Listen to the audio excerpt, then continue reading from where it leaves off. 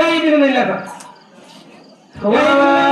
noonu ya bari lool xelam ne waay. wallaahi. maa ngi dem ci sama nijaay. waaye ndeke booba kër nijaay.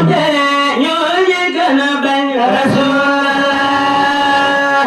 ndeysaan Moustapha ba yëfee jaaxle mu xelam dem kër nijaay.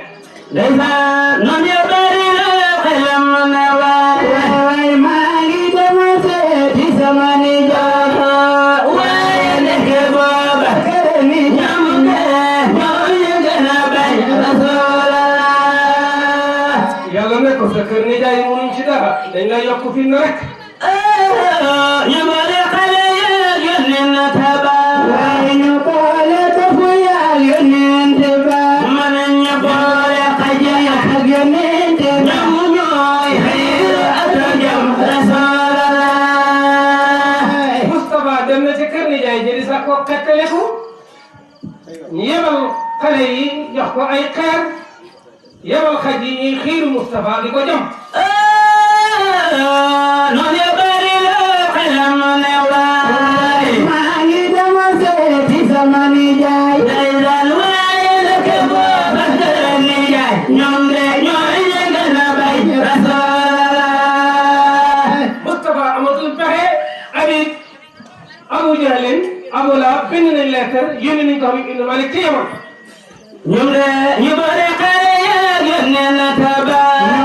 ñu boole tofu yaag yónneen taba. waaye ñu boole xaj yaag yónneen taba.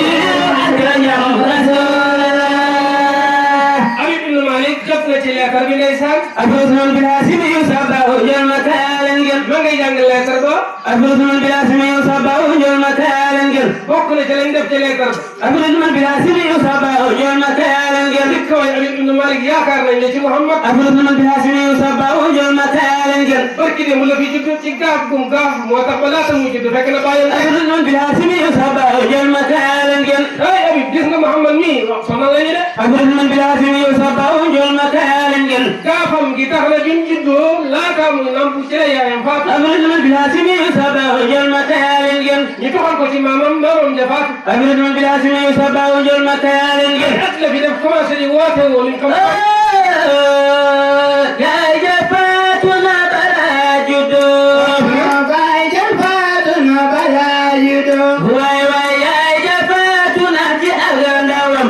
noona maama ma ko yar Rasulullah. li ko way Habib ibn Malik ñu ngi lay ñaan boo ci amee pexe nga ñëw xettali.